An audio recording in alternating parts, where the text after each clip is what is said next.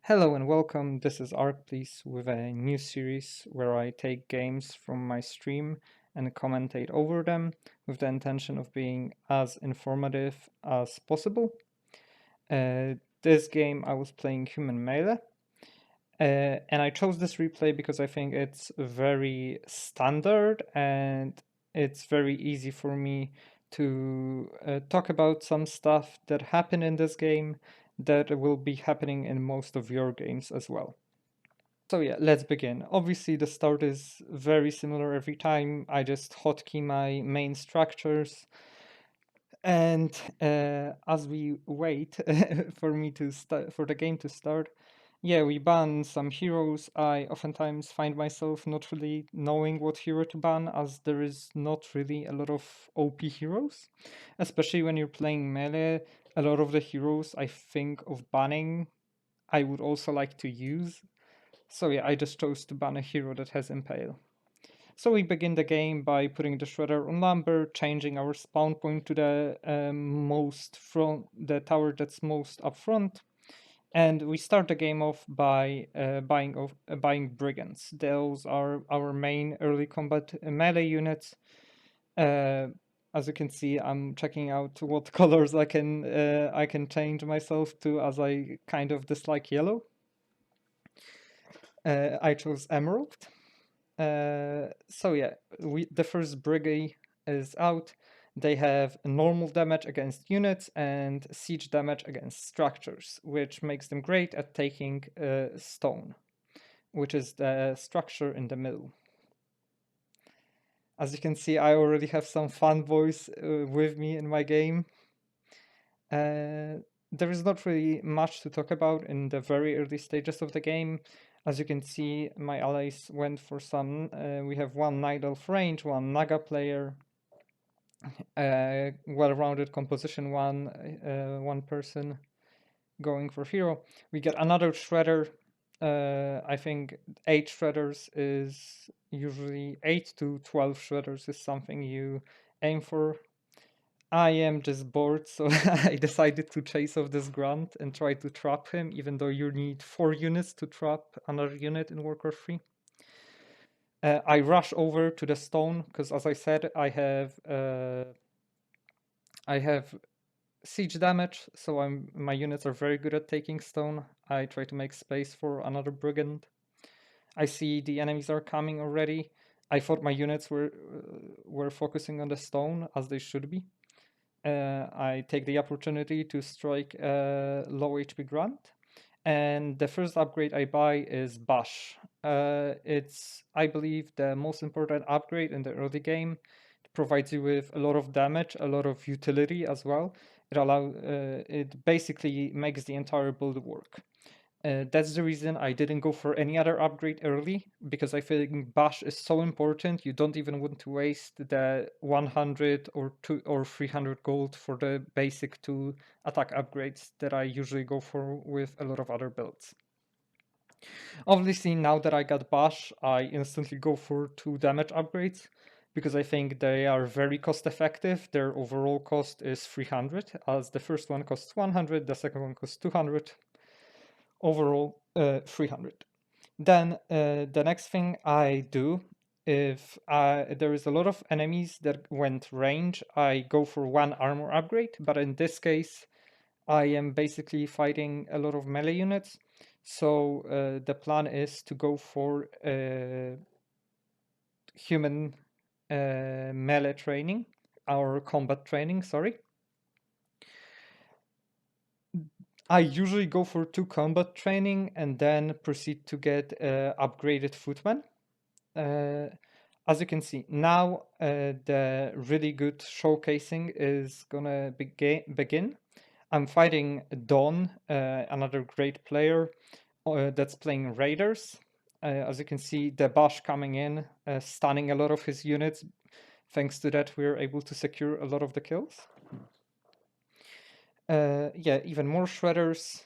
For now, it seems like it's a very easy win, but the game is gonna get significantly harder as we go on.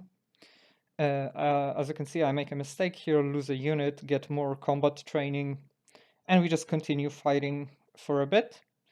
As we get closer and closer to the enemy base, it's better to retreat, as the spawn points of enemy units are way closer to ours. So basically, for every unit that we lose, we like for them to get replaced, we have to wait for around 15 to 20 seconds for like a footman to get from our base to the front line. But for them, it's just like 5 seconds. So basically, every unit we lose is a huge loss, but every unit they lose is basically meaningless. We get regen scrolls from our support hero Inalism. As you can see, we have a lot of players who are currently winning massively, but don't. I make a bit of a joke here with Shry, a Korean player, communicating in a bit of a funny funny way, asking for a heal. So now, this is gonna be a good spot where I showcase the hide ability from Brigands. We start to fight with Don. We both of us are players that don't like direct engagement. We go in and out, as you can see, a couple of times, try to reposition. Dawn is about to start focusing down my brigands, and here you can see the hide come in. I think I failed the first. No, I didn't fail the first one. One brigand is invisible, he can attack him. Another one, and the third one right here. We get a roar from my ally, and basically what happens is we negated 3 kills. Now it's 4, and I think I didn't even lose that one. But I think in a second I'm gonna decide that it's not worth, and yeah, I'm just gonna move all my footmen back and make all of my brigands invisible, and just wait a bit, because Dawn can't stand there forever and there is no early reveal. I lose 1 brigand in that engagement. You can see there's a lot of them that are very damaged, so I decide to go back and heal. Get another shredder, and you can see I have 31 out of 32 units. My allies are fighting, which is honestly a mistake because I'm not there, but it's completely fine. For now, I think the plan is to, I got upgraded footman already. The next order of affairs is to get the 3rd upgrade of combat training, which will provide our footmen with the defend ability. As you can see on screen, defend basically protects footmen from incoming magic and piercing damage, which makes them a lot more tankier against range units, which are usually what kills them the most, especially magic damage, which deals twice the amount of damage to heavy armored units, which footmen are.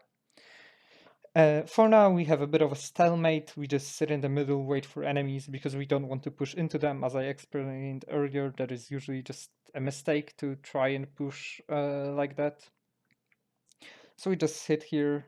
Our support hero player went for Druids of the Claw, which are very great supports. They provide Roar, which at early levels is just damage, but at later on it also provides armor and HP regeneration, so generally very good.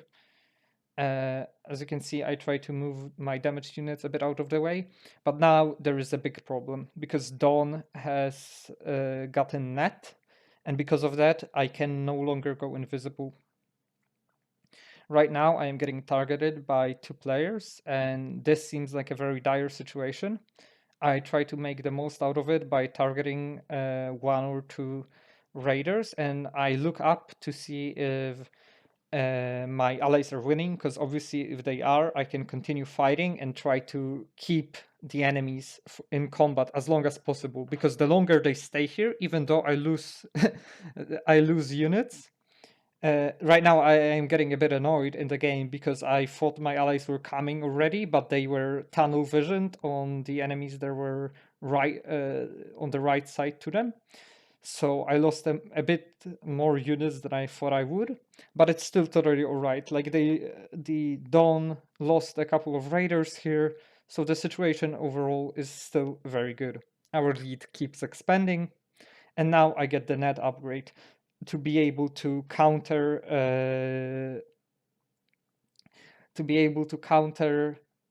focus raiders when Dawn goes for my brigands.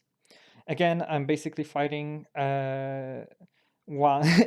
I'm basically fighting against two people here, which makes it so I lose a couple of brigands when I didn't really want to use them, because the combination of a net and warlocks makes it so I can't go invisible and just protect my units that way. I think, yeah, I check for my gain here as this is a bit of a new build that I invented recently. So I was checking how good I was doing even while fighting two people. So now, after we get all of those upgrades, I think I go for up to 3 armor this game because I was targeted so heavily. If you don't really feel any pressure on you, you can just at this point in the game, you can go for like 2 armor or even stay at 1 armor. But I would recommend 2 armor. The second armor upgrade is still pretty efficient gold-wise. The third one is a bit pricey. I would say going for the third attack upgrade is still good here.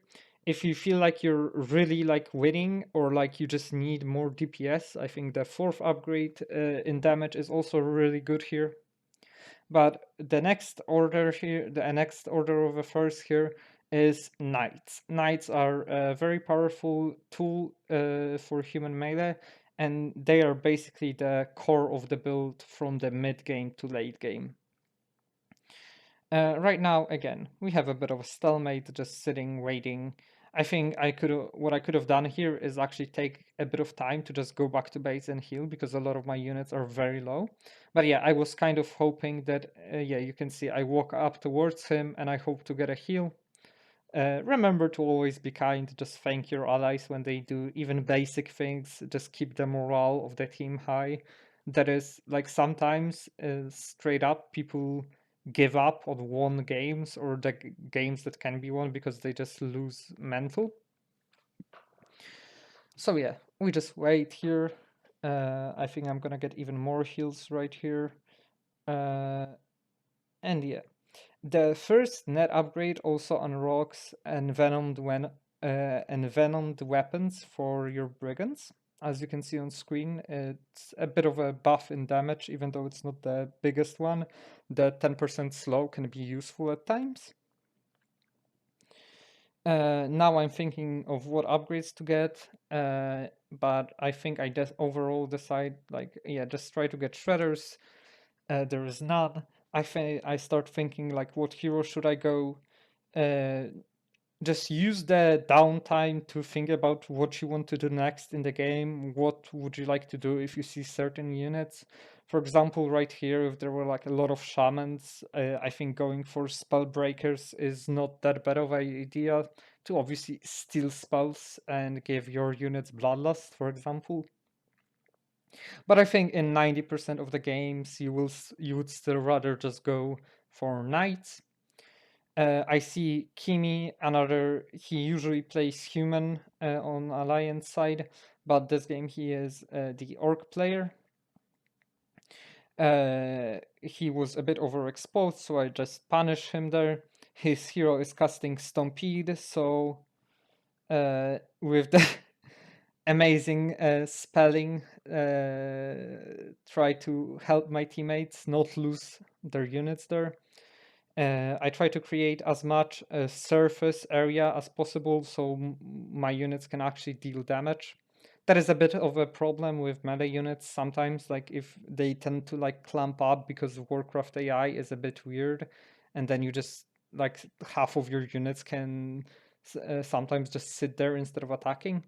We net as many raiders as we can. This is what you should do every time like the enemies are mass retreating, when they like suddenly turn back to like run to their base.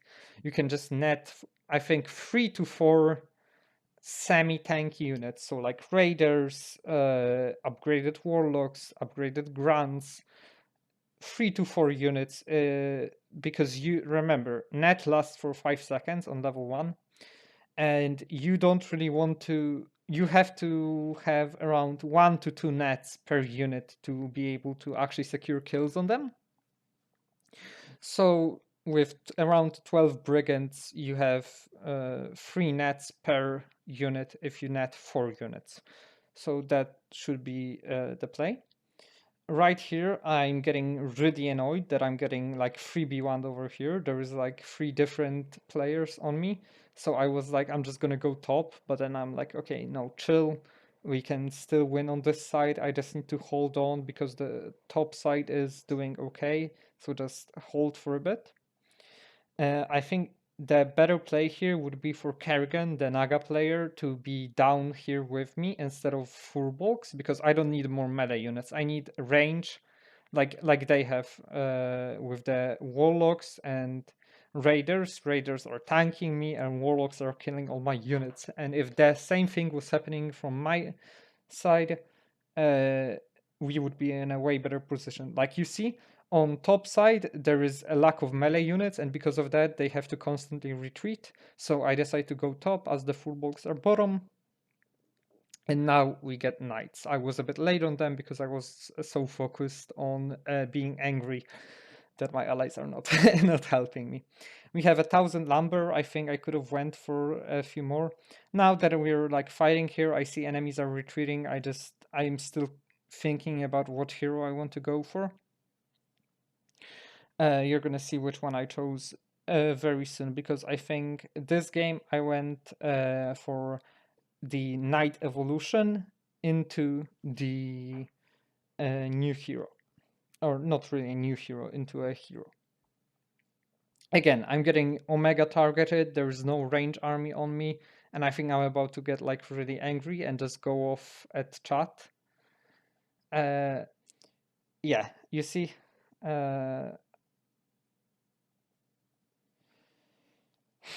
I'm just gonna let me writing on chat take over for a moment. Yeah, but the reason why I chose a replay where I get so targeted is like you can see that even though this is happening, I am still getting gold and I am still progressing my build.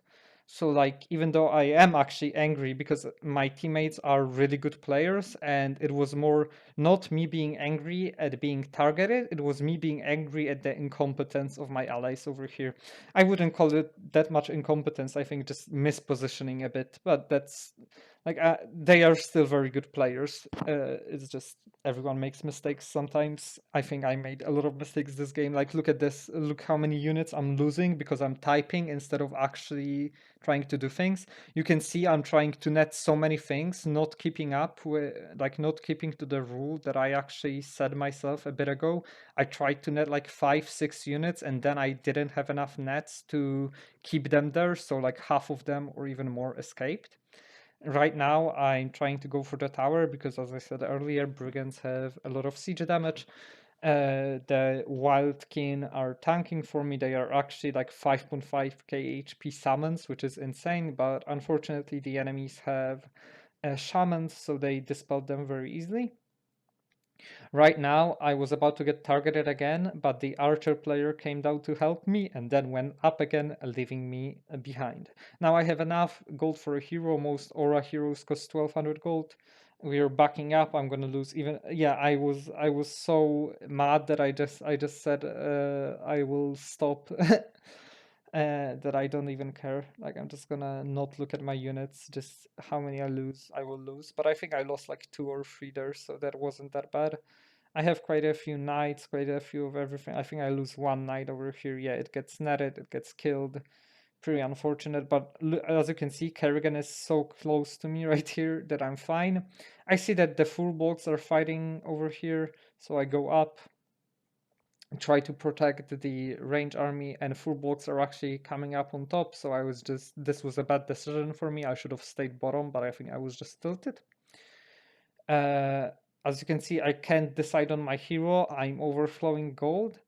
So I think what I decided to do is just get the knight evolution first, as I have the 1,000 lumber required for it, and I just need a bit more gold to get it. And this time I actually keep to my rule and actually use the nets on only a few units, and we can catch the Storen for a nice 68 gold, if I remember. I think my ally got the kill, but it's still fine. The 68 gold goes to them, which is also fine. Sorry for my squeaking chair.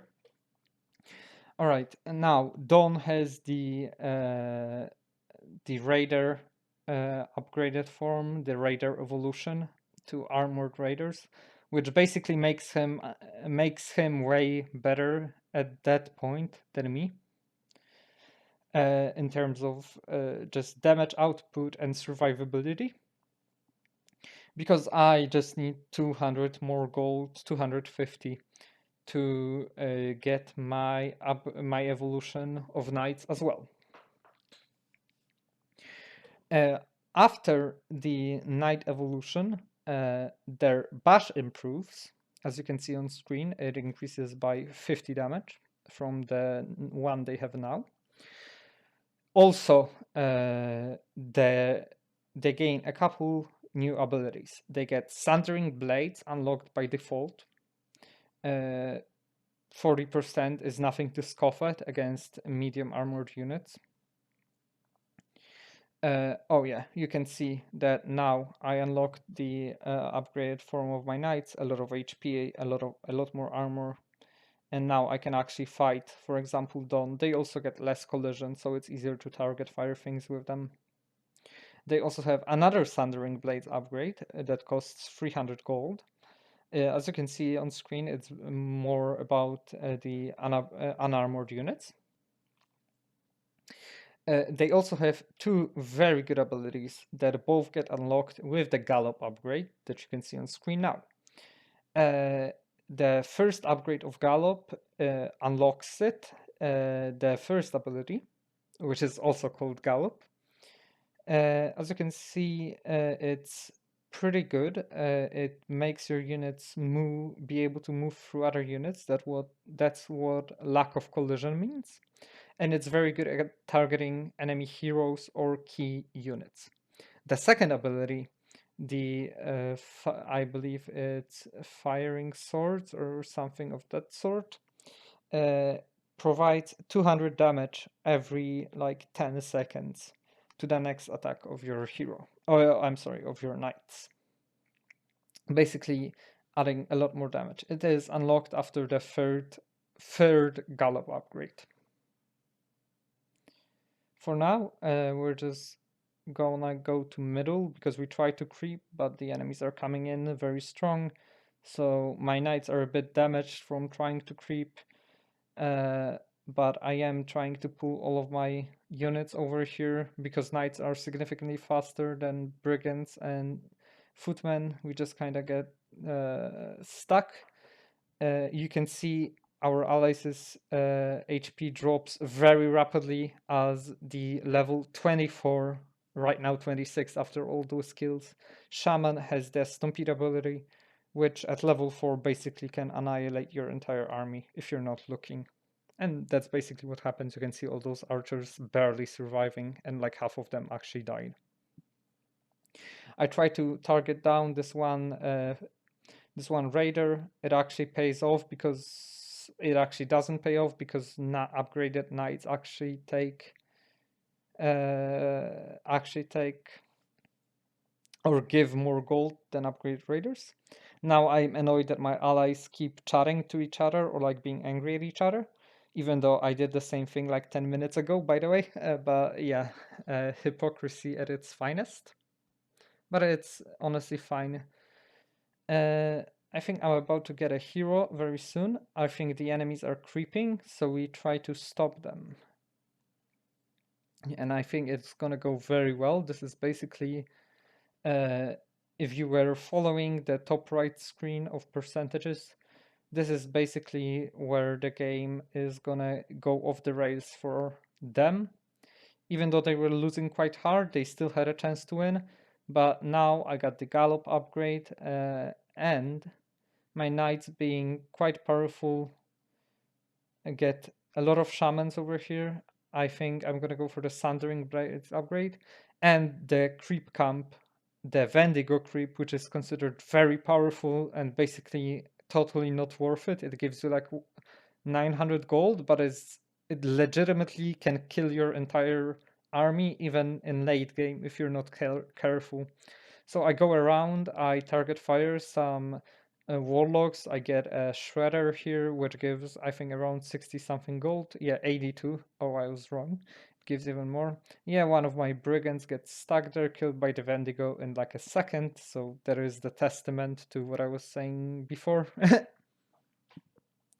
Now I just want to draw out the enemies by like walking up here. Obviously, I get like lightning shielded, so I just move the brigand away from my other units. I lose a couple of units by overstaying here because I thought my allies were gonna come here a bit faster, but that's totally fine. We're still doing amazing. The percentages have increased, and now we are gonna have one of the final fights of the game. Well, not really the final fights, but one of the fights that is gonna be like the testament to how screwed our enemies are. I basically go here, I just stand there as a front line. I don't try to take down or like rush into the enemy backline because our backline is so fragile because it's mostly just reef elementals that I don't want to leave our units behind. A better choice would be to actually just go back a bit, or I'm sorry, not go back, but gallop at the enemies when they start retreating. You can see I got the high MF, the second hero. He's basically a healer, and as his ultimate, he can summon different casters. At level 6, he summons Druids of Talon. At level 12, he summons upgraded Banshees, which are, by the way, a horde unit. At level 18, he summons upgraded sorceresses, which are an alliance unit, and at level 24, he summons shamans, and he summons like a lot of them. I think 12, which is basically a whole control group. As you can see, I immediately like get the units here, get him into the fight. He, because of his healing ability, boom, holy light, it is able to hit 8 units, I believe. And he also has a healing aura as well as the ability to teleport one of your units. It usually you use it on a damaged unit back. I get targeted here by Maroon, also known as, I don't actually remember his other, Clinan. Yeah, Clinan. So I have to TP back, but as you can see, Slatchfinger fell down, which is actually the support hero of my ally.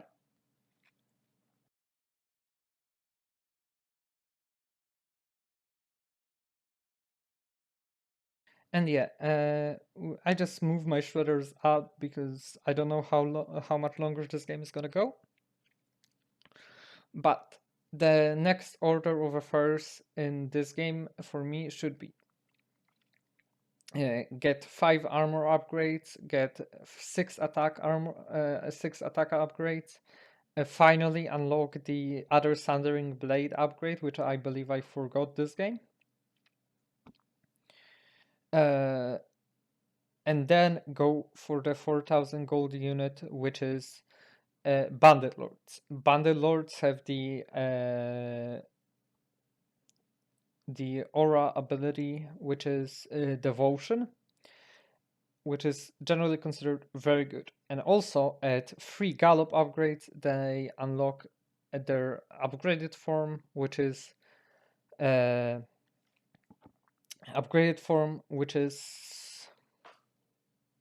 Paladin Lords. I'm sorry, my brain just kind of stopped for a second. Paladin Lords also have some couple of useful abilities, but honestly, you don't really need to concern yourself with that. Most of them are passives or uh, just they are just basically stat sticks, you could say, just units with a lot of stats chaos damage, and they are very good at ending the game, as they also benefit from all the gallop upgrades, all the titanium steel upgrades, which I believe I haven't mentioned before. But the titanium steel upgrades, as you can see now on screen, provide additional armor and HP to both upgraded knights and bandit lords, as well as paladin lords.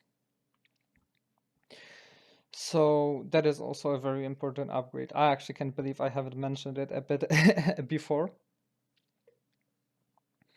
But yeah, now I just go around, try to heal my allies, and I believe we're gonna be making our final push in a bit. Yeah, I'm just telling our allies to wait for our healing scrolls to fully go off, as they can heal up to 1200 HP, and going too fast would be, I believe, a mistake.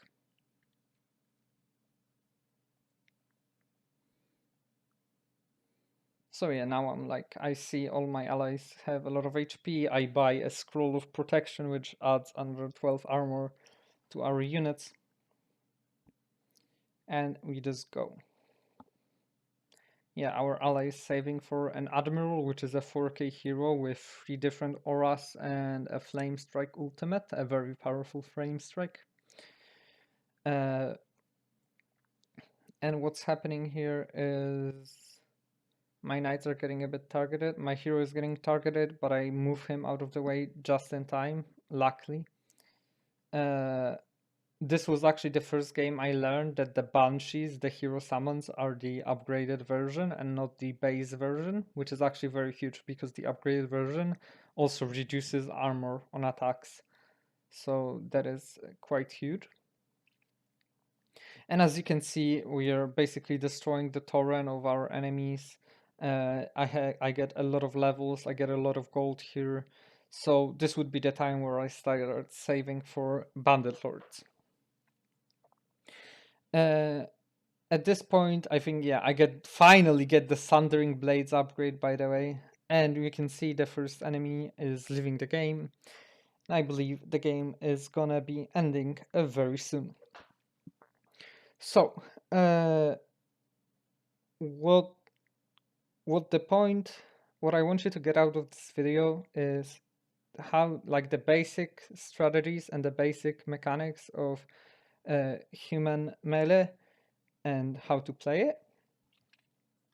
And I hope this video achieved this. When I make an actual full-on guide, I'm going to go into a lot of detail on what exactly human melee can do, how the strategies vary. But I think this game is a good example for a newer player how to just play the game. All right, thank you guys for watching. I hope this video was educational, and I hope I'm gonna see you in the next one. Bye bye.